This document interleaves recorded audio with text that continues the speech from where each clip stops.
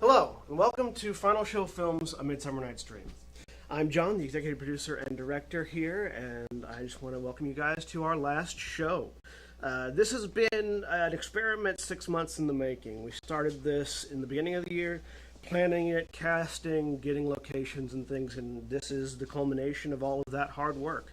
If you like what you see, please feel free to donate to us. You can do so via PayPal. I believe there's a link down below, as well as donating to our Patreon. We want to keep doing this. We want to do more of it, maybe even more than once a year.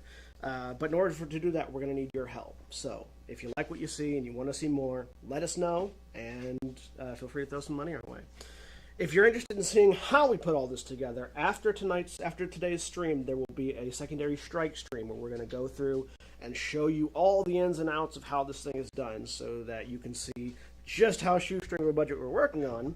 And if there's anybody out there that wants to try to do this sort of thing themselves, you can see what we did and how we made it work. In the meantime, thanks for tuning in, and I hope you guys enjoy A Midsummer Night's Dream.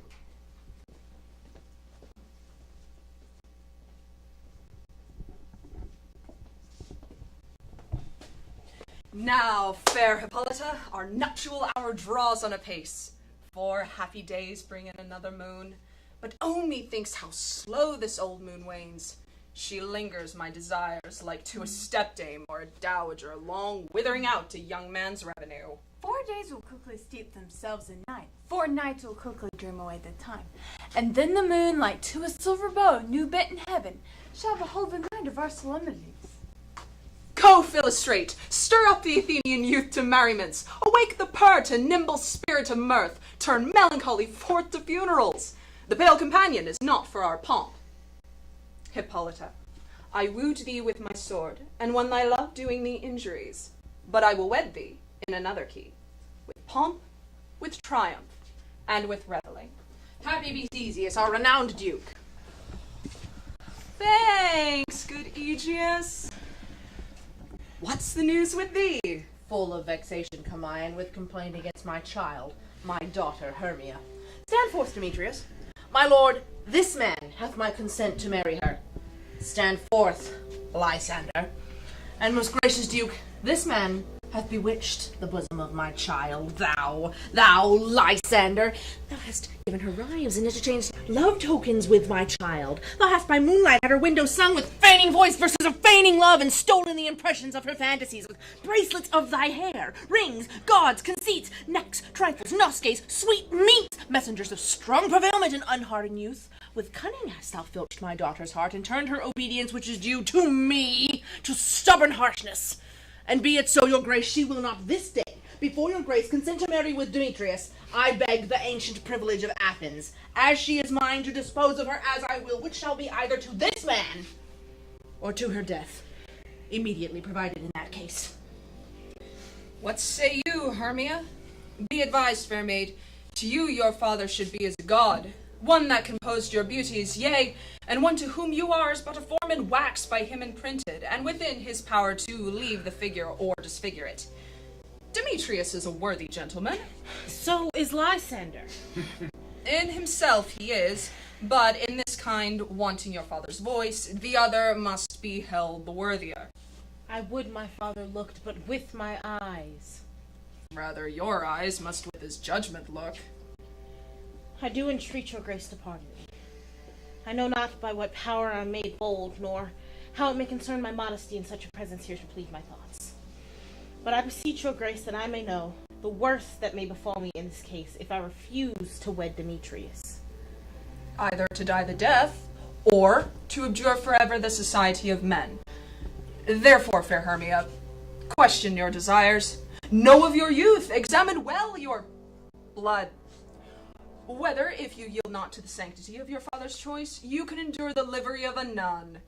For I to be in that shady cloister muled, to live a barren sister all your life, chanting fate hymns to the cold, fruitless moon.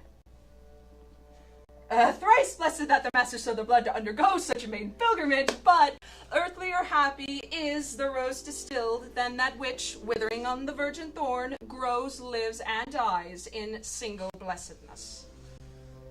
so will I grow, so live, so die, my lord. Ere I will yield my virgin patent up unto his lordship, whose unwished yoke my soul consents not to give sovereignty.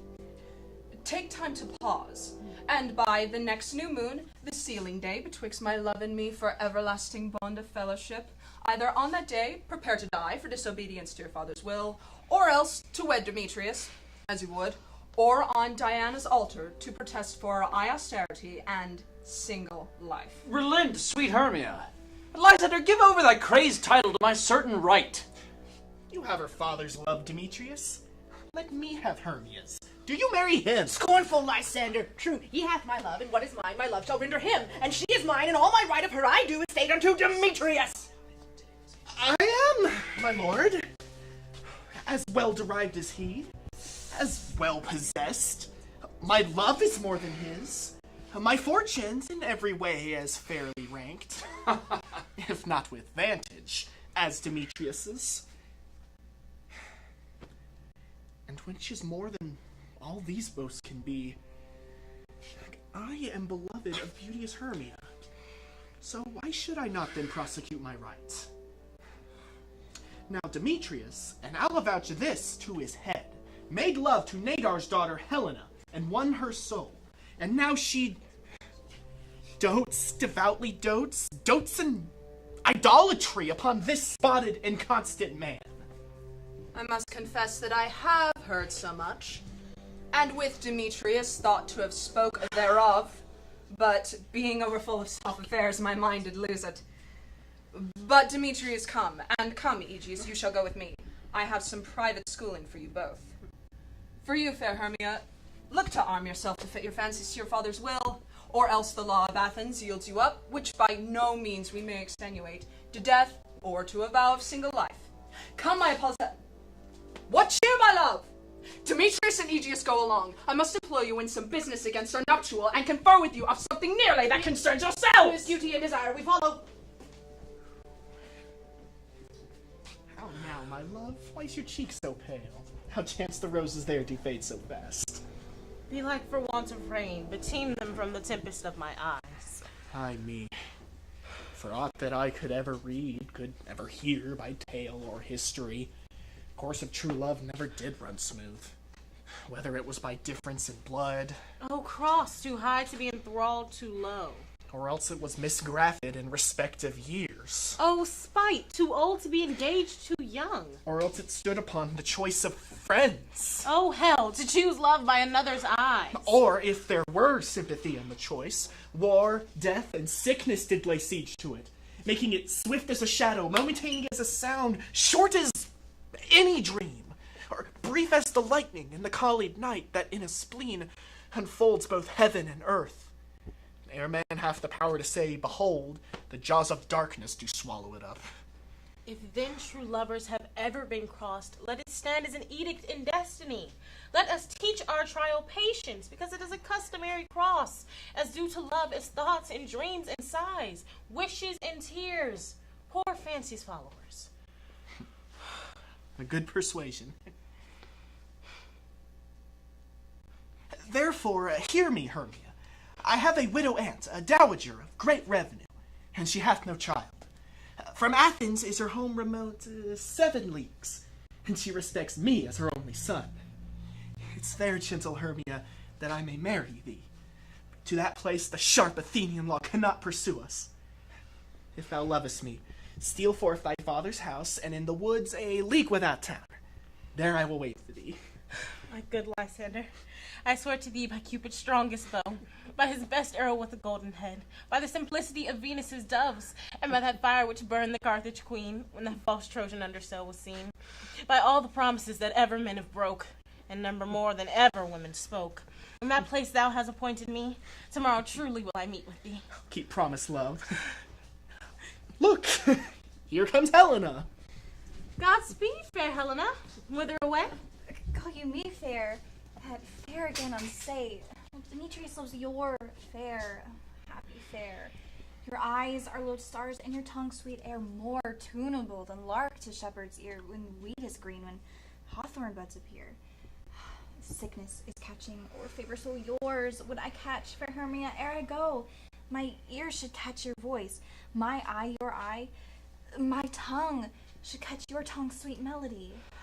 Were the world mine, Demetrius, being baited, the rest I'd give to be to you translated. Teach me how you look and with what art you sway the motion of Demetrius's heart. I frown upon him, yet he loves me still. That your frowns could teach my smiles such skill. I give him curses, yet he gives me love. That my prayers could such affection move. The more I hate, the more he follows me. The more I love, the more he hateth me.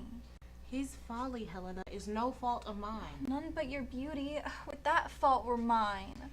Take comfort. He no more shall see my face. Lysander and myself will fly this place. Before the time I did Lysander see, seemed Athens as a paradise to me. Oh, then what graces in my love do dwell. Now he hath turned a heaven unto a hell. Helena, to you our minds we will unfold. Tomorrow night, when Phoebe doth behold her silvery visage in a watery glass, decking with liquid pearl the bladed grass, a time which lovers' flights doth still conceal, through Athens' gates have we devised to steal.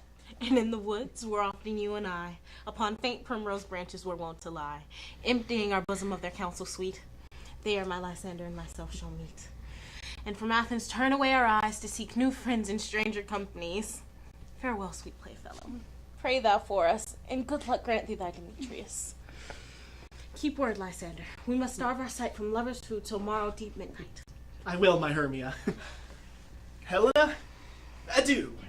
As you on him, Demetrius dote on you.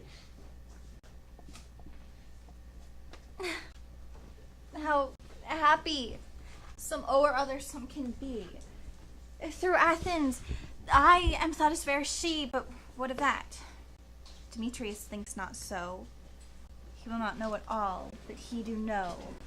And as he errs, doting on Hermia's eyes, so I, admiring of his qualities, things base and vile, holding no quantity, love can transpose to form and dignity.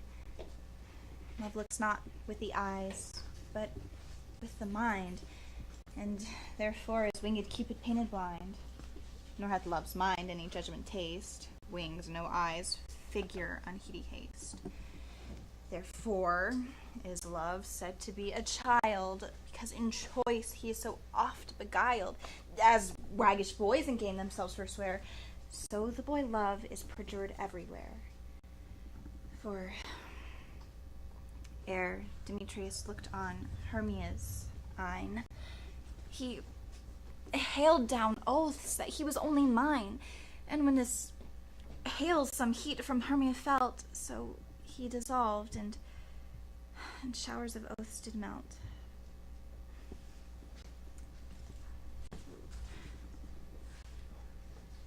I will go tell him of Hermia's flight, then to the wood will he tomorrow night pursue her. Oh, and for this intelligence, if I have thanks, it is a dear expense, but oh, here in me nigh to enrich my pain, and have a sight thither and back again.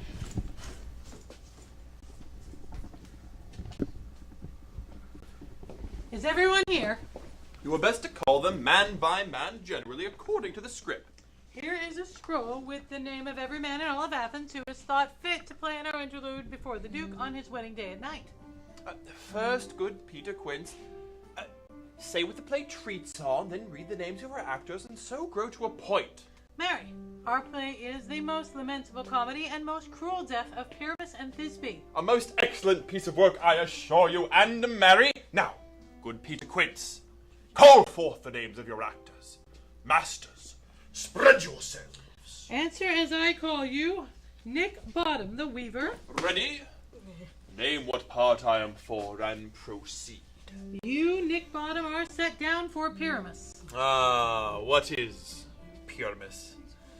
A lover or a tyrant? A lover who kills himself most gallant for love. That will ask some tears in the true performing of it. If I accept, let the audience look to their eyes. I will move storms. I will condole in some measure. To the rest, Yet my chief humors for a tyrant. I could play Hercules rarely, or a part of Terracatin to make all split. The raging rocks and shivering stocks shall break the locks of prison gates, and Phoebus' car shall shine from far and make and mar the foolish fates. Oh, that was lofty. But this is Hercules' vein, a tyrant's vein, a lover's more condoling. Francis Flute, the bellows mender. Here, Peter Quince. Flute, you must take Thisbe on you. What is Thisbe? Oh, wandering knight. It is the lady that Pyramus must love. Nay, faith, let not me play a woman. I have a beard coming. That's all one. You shall play it in mask, and you may speak as small as you will. Oh, and I may hide my face. Let me play Thisbe too. I'll speak in a monstrous little voice. Thisne. Thisne. Ah, Pyramus dear, thy lover dear and lady dear. No. You must play Pyramus, and Flute, you Thisbe. Well, proceed. Robin Starveling, the tailor. Here, Peter Quince. You must play Thisbe's mother. Tom Snout, the tinker. Here, Prince. You, Pyramus' father. Myself, Thisbe's father. Snug, the joiner. You, the lion's part. And I hope to hear we have a play fitted. Right, if you have it written, give it me, for I am slow of study. You may do it extempore. Extemp? It is nothing but roaring. Oh, and let me play the lion's part too. I'll roar that will do any man's heart. Good to hear me roar. I will roar that will make the Duke say, "Let him roar again. Let him roar again." And you should do it too terribly, thus that you would fright the Duchess and the ladies, thus that they would shriek, and that were enough to hang us all. That would hang us, every mother's son. I grant you, friends, should you fright the ladies, they would have no more discretion but to hang us. But I will aggravate my voice, that I will roar you as gentle as any suckling dove. I will roar you as 'twere any nightingale. No. You must needs play Pyramus. For Pyramus is a sweet-faced man, a most proper gentleman as one would see on a summer's day, a most lovely, gentleman-like gentleman. Therefore you must needs play Pyramus. Well, I accept. What beard were I best to play it in? Why, what you will. I will discharge it in either your orange tawny bill, your straw-colored beard, your purple and grain beard. Oh, your French crown-colored beard, your perfect yellow.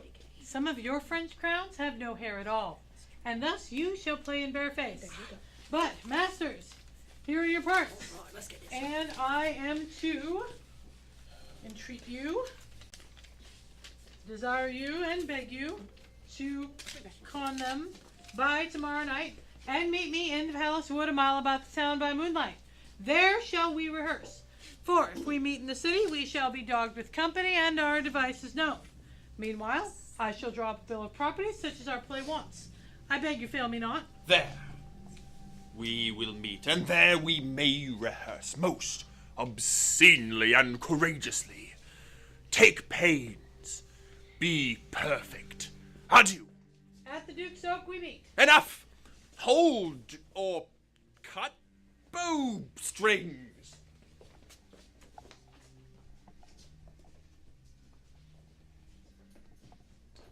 How now, spirits? Whither wander you? Over hill, over dale, through a bush, through a briar, over park, over pale, through a flood, through a fire. I do wander everywhere, swifter than the moon's sphere, and I serve the fairy queen to do her orbs upon the grain. The cowslips tall her pensioners be, in their gold coats spots you see. Those be rubies, fairy favors, in those freckles live their savors. I must go seek some dewdrops here, and hang a pearl in every cowslip's ear. Farewell, thou lob of spirits, I'll be gone. Our queen and all her elves come here anon. The king keeps his revels here tonight. Take heed the queen come not within his sight, for Oberon is passing fell in wrath at the queen, as her attendant hath a lovely boy stolen from an Indian king. She never had so sweet a changeling, and jealous Oberon would have the child, make him knight of his train to trace the forest wild. But she perforce withholds the loved boy, crowns him with flowers, and makes him all her joy. And now they never meet in grove or green, under spangled starlight or fountain sheen, but they do square at all their elves for fear, creep into acorn cups and hide them there. Either I mistake your shape and making quite, or else you are that shrewd and knavish sprite called Robin Goodfellow. Are not you he that frights maidens in the villagery, skim milk and sometimes labor in the corn, and bootless make the breathless housewife churn, and sometimes to make the drink to bear no barm, mislead night wanderers laughing at their harm? Those that hobgoblin and call you an sweet puck, you do their work and they shall have good luck.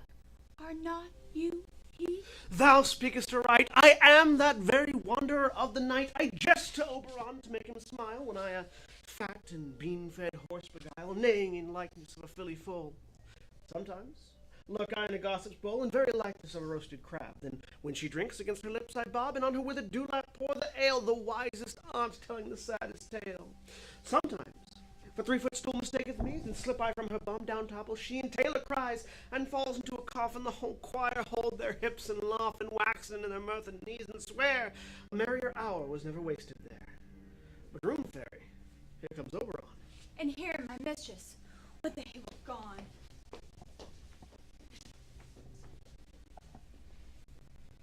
Ill met by moonlight, proud Titania. What, jealous Oberon? Fairy, skip hence. I have forsworn his bed and company. Tarry, rash wanton. Am not I thy lord? Then I must be thy lady. Why art thou here? Come from the farthest steep of India.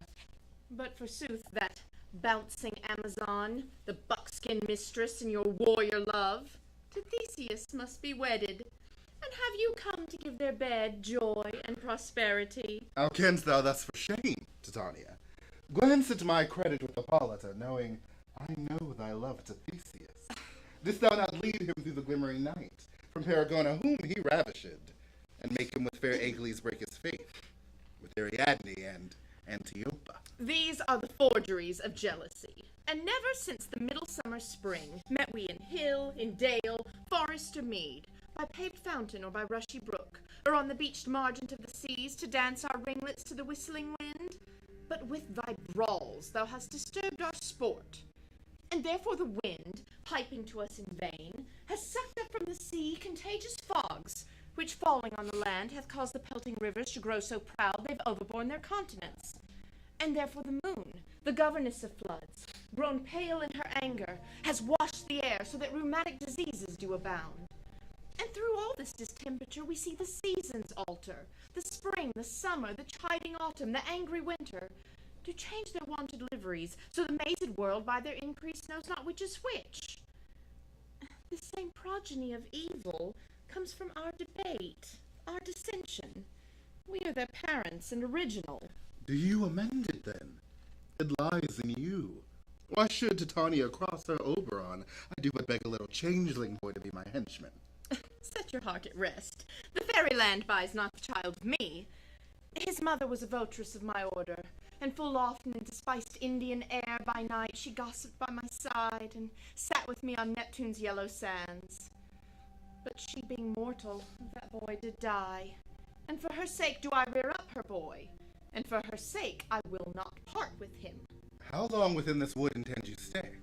Perhaps till after Theseus's wedding day. If you will go with us and patiently dance in our rounds, stay with us. Otherwise, shun me, and I'll spare your haunts.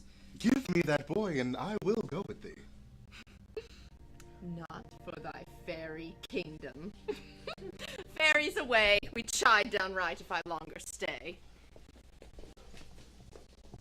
Well, go thy way. Thou shalt not from this grove till I torment thee for this injury. My gentle pup, come hither.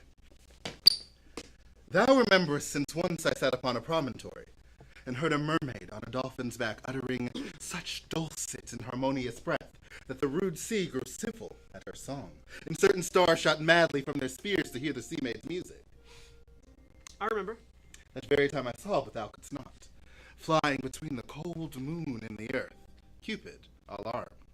A certain aim he took at a fair Vestal throned by the west, and loosed his love shaft smartly from his bow, as it should pierce 100,000 hearts.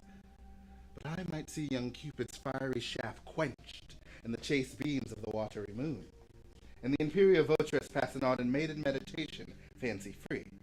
Yet marked I where the bolt of Cupid fell. It fell upon a little western flower, before milk white, now purple with love's wound, and maidens call it love and idleness. Fetch me this flower the herb I showed thee once. The juice of it on sleeping eyelids laid will make or man or woman madly dote upon the next live creature that it sees.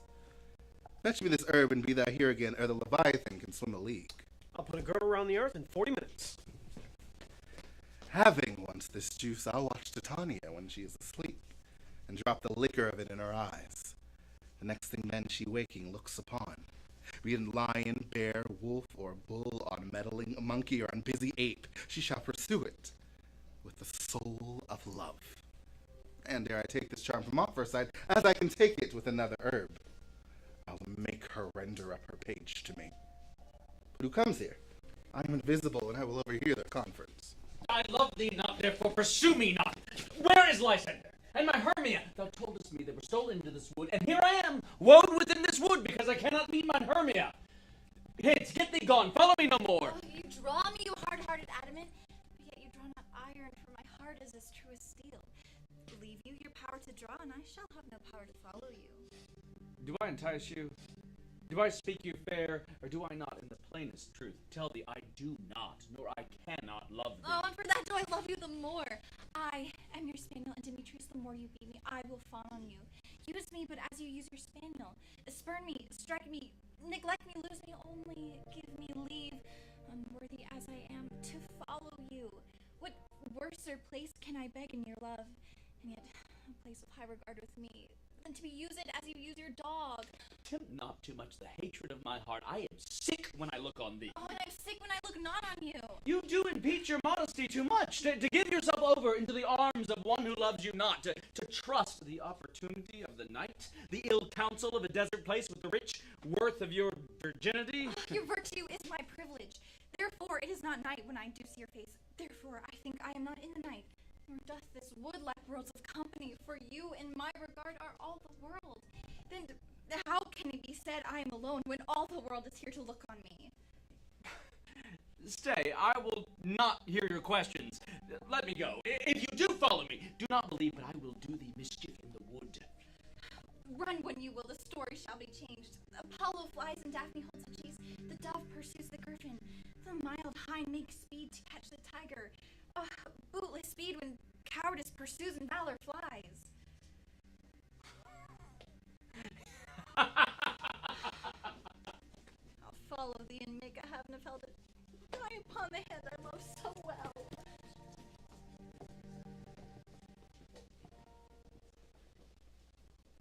Fare thee well, nymph.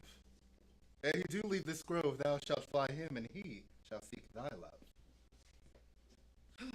Hast thou the flower there, welcome wanderer? Aye, there it is. Pray thee, give to me.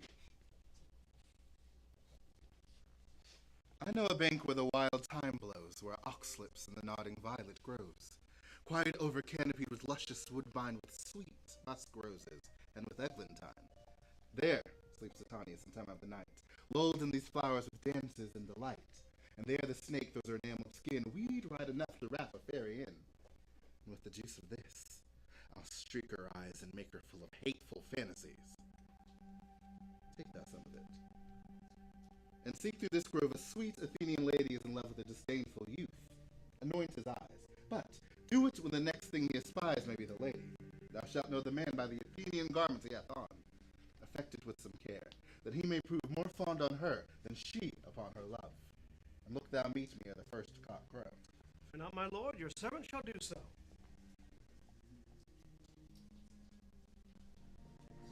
A rundown of a fairy song, and for the third part of a minute hence, some to kill cankers in the muskro's buds, some to war with rare mice for their leathern wings to make my small elves coats, and some to keep back the clamorous owl that nightly hoots and wonders at our quaint spirits.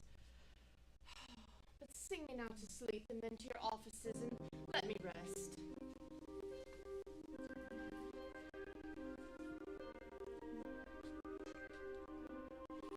You spotted snakes with double tongue, bony hedgehogs be not seen, newts and blind ones do no wrong. Come not near a fairy queen, Philomel with melody, singing our sweet lullaby. La la la la la lullaby, la la la la la lullaby. Never harm, no spell, no charm. Come, my lovely lady, night. So good night with lullaby. Weaving spiders, come not here. Hence your long-legged spinners' heads. Beetles black approach not near. Worms and snails no do offense. Philomel with melody, singing our sweet lullaby. La la la la lullaby, la la la la lullaby. Never harm, no spell nor charm. Come, my lovely lady, night. So good night with lullaby.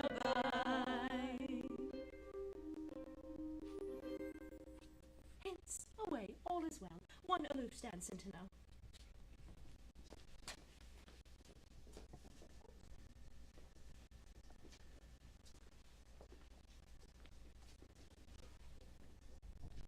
What thou seest when thou dost wake, do it for thy true love take.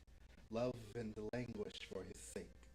Be it ouncer, cat, or bear, pard or boar with bristled hair, in thy eye that shall appear when thou wakest. It is thy dear. Wake when some vile thing is near.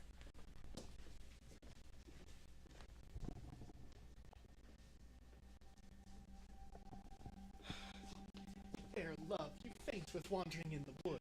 And to speak troth, I forgot the way. I will rest here if you think it good, and tarry for the comfort of the day.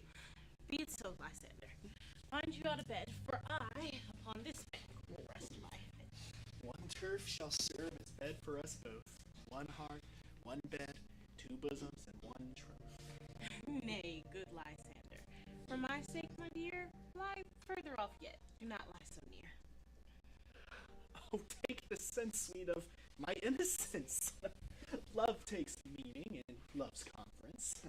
I mean that my heart unto yours is knit, so but one heart we can make of it. Two bosoms interchained with an oath, so two bosoms and a single troth.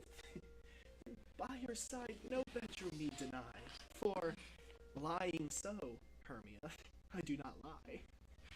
Lysander riddles very prettily. Now much beshrew my manners and my pride if Hermia meant to say that Lysander lied. But, gentle friend, for love and courtesy lie further off in human modesty. Such separation becomes a virtuous bachelor and a maid. So far be distant, and good night, sweet friend. Thy love ne'er alter till thy sweet life end. Amen, amen, to that fair prayer say I, and end life when I end loyalty. Here is my bed. Sleep give thee, all is rest. With half that wish, the wisher's eyes be pressed.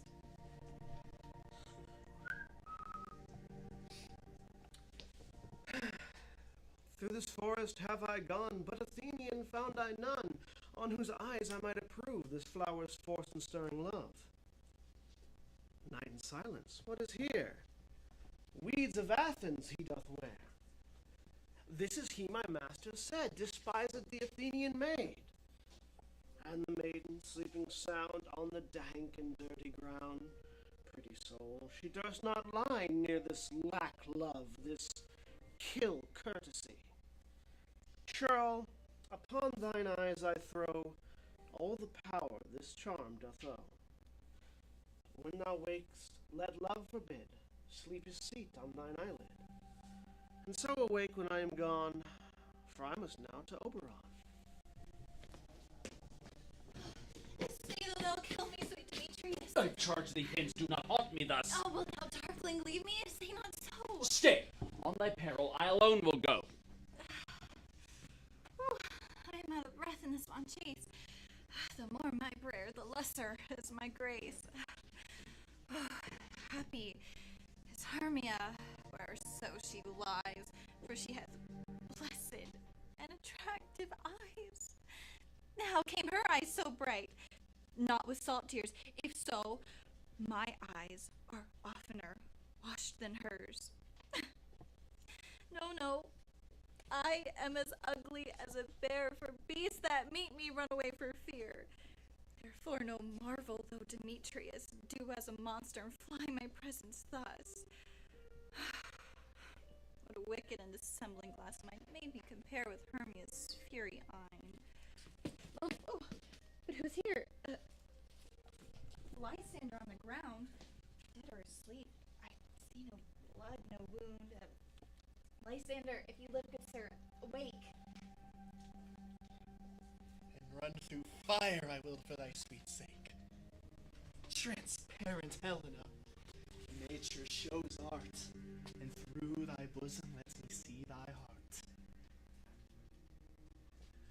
Where is Demetrius? Oh, how fit a word is that name to perish on my sword. Do not say so, Lysander. Say not so. Lord, would though he love your Hermia, Lord, would though. Yet, Hermia still loves you, then be content. Content with Hermia? No, I do repent the tedious minutes with her I have spent. Not Hermia, Helena I love. I would not trade out a raven for a dove. The will of man is by his reason swayed, and reason says you are the worthier maid. Or things that grow are not right till their season, so I being young till now right not to reason. And touching now on the point of human skill, reason becomes the marshal to my will, and leads me to your eyes, which I overlook love stories told in love's richest book. Wherefore was I to this keen mockery born? When at your hands did I deserve this scorn? It's not enough, young men, it's not enough that I did never, no, nor never can deserve a sweet look from Demetrius' eye, but you must flout my insufficiency. Good troth, you do me wrong. Good sooth, you do in such disdainful manner me to woo. Fare you well. First, I must confess, I thought you a lord of more true gentleness. Oh, that a lady of one man refused, should of another therefore be abused.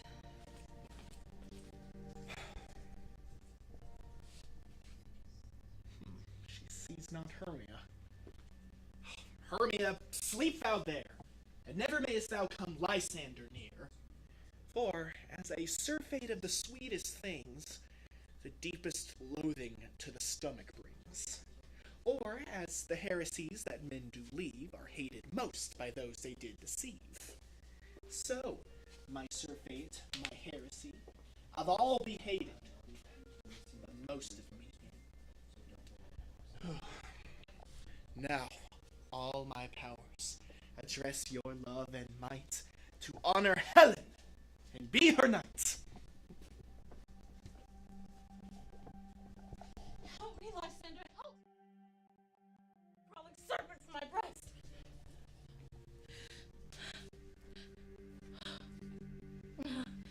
I beg for pity. What a dream was here.